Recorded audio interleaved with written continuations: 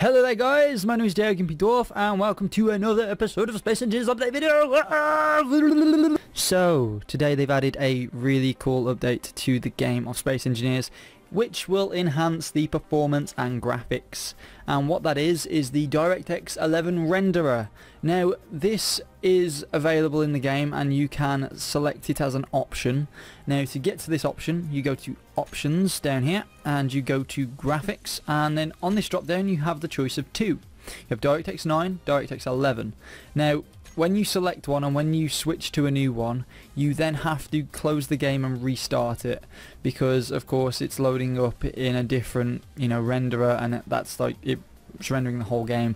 So you have to close it and reopen it. It's one of those things, and it could potentially be annoying, but if you just stick with one, then it's all good. And we got all these cool options and shizzle whizzle now down here as well, and it's really cool actually. I'm really looking forward to seeing what they can do with a lot more of the models, because on top of this update they have also added 5 models. They've added a beacon, gyroscope, warhead, projector and spotlight. Now these are new models that replace the existing models that were in the game, and they will change outright, so you'll probably notice them change on both versions. And yeah, so we'll have a look at them in a second. Now, just a few words for modders. If you are using the Warbros GUI mod like I am right now, it does work with DX 11. As you can see here, everything seems fine, everything seems dandy. It does work. All of the transparency is kept because that's just reading files in the content section and nothing to do with the actual rendering system. So that works. So anyone using it, you don't have to uninstall it and reinstall it again, or do anything like that, or wait for it to update. In terms of mods for modders and actually converting things to DX 11, the DX 9 mods still work in the DX 9 mode, so you can still play the game in DX 9 mode. It'll load up in whatever you were playing it in last, so if you were playing it in the old version, it will still be in DX 9, so you will be able to play with all of the mods. I'll probably end up going back on myself in a bit to check out other to get building on some other stuff until the mods get updated. If you are a modder and you wish to update your mods, then you need to go to the link below in the description of this video, and that will take you to a guide in which will tell you how to update them. And all you've got to do is basically update the textures for the mod, and that should be it. I don't know if it's that simple. Go and check it out if you're a modder and see for yourself. But let's get into it, I think, because I'm really keen to show you these new blocks and the new shading and things like that. So I've already made a world, and if we go into this one, which I've just literally created from a quick start, we should get into it. Now again, the background is still the Warbros stuff because the mod loaded up, and again I'm really happy that everything loaded through as well, because I was really unsure when I clicked open, because I actually forgot that I had it installed because I've been using it for that long on the actual game. And this is the sort of the new lighting system. It seems a lot smoother and a lot more natural, and it actually seems very nice, and I quite like it. It's a lot better on the eyes, I think. And again, some of the models, as you notice, this is the old model, and when you see the new models you'll be like, what the hell, they look janky as hell. So this is the old model for the cockpit, and here's some of the new models for like the beacon, which has got these like real sort of like buckles around them to keep, like, to encase the light. And it's also got a cool nice effect on the light now, because of course they can add more to the models without making them too heavy. And you've got the projector, which has some really nice detail on the sides, this sort of ribbing effect, really nice. And I don't know, it looks very I think once all the blocks are converted, it's going to make ships look absolutely fantastic. But this just looks gorgeous. Then we've got the gyroscope, which they've added some extra bits and bobs onto the side, added some extra shaded areas onto it, and like the green light when you turn it on and off will change all the way around, and it looks really cool. The one I do like the most is the warhead, because it's got these like cool little spikes sticking out like a mine, like a military mine, and they've got like a like this weird ribbing effect on them again, and they've got you know, some really cool symbols on and stuff, and they look really, really awesome, and a bit more, not realistic, but more detailed, because the old models weren't that detailed. Now this is the spotlight, and again the spotlight has had a lot of changes to it as well, and if we turn it off you can probably see it a bit better. So where is, oh, we haven't got the panel on display there, but let's just go in here, control panel, spotlight off. Is that the wrong one? Is that the storage? I think I turned the storage off.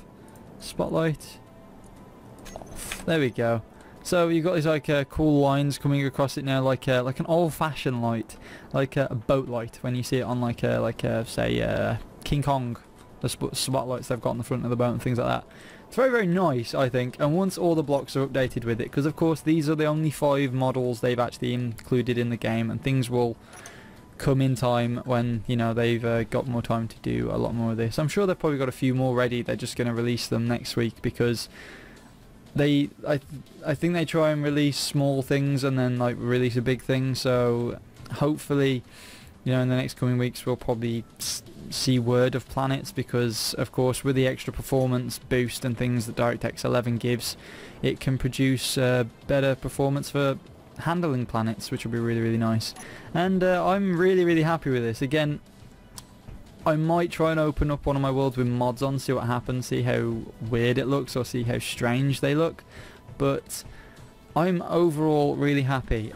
Now, that thing I was about to show you, if you go to create a new station, you have the locked in mode, which is this. It's like a grid mode for placing blocks, and we've had this since like stations were ever a thing, since like, you know, day one sort of thing.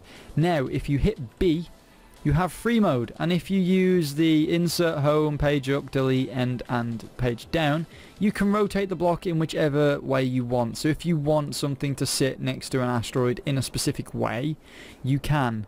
So say if I wanted this block to sit in a weird orientation on this bottom face here, let's turn my light on, there we go. Oh wow, look at that. It gives some real shine onto the planet, doesn't it?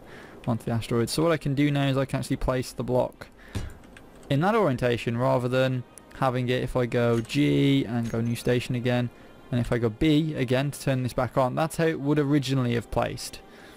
So you can actually get a bit more maneuverability with the stations now, and this also works with copy and paste. So if I were to just make a random ass platform and do a copy and paste on it, so if I go copy, now I did click B earlier, so it's still stuck in the grid mode. Now you can zoom in by hitting control and mouse wheeling, just for anyone who didn't know that already. And if we hit B, we can use our keys again, and we can manipulate it in whatever way we want. Again, use control to move it away from us, and we can place it in some janky ass different way. And of course it's a station, so it will not move. It is a static object. So that is really, really cool to see, and I really am noticing the difference. I don't know if you guys are, but the light definitely seems, I don't know, things seem a lot shinier with light, you know, hitting them. And when I put my light on, and when I put it, you know, I'll turn it off for a second, get in the dark, and then if I hit L, there you go, you really do notice it a little bit more, and things have got a bit more of a gleam to them as well, which is kind of cool.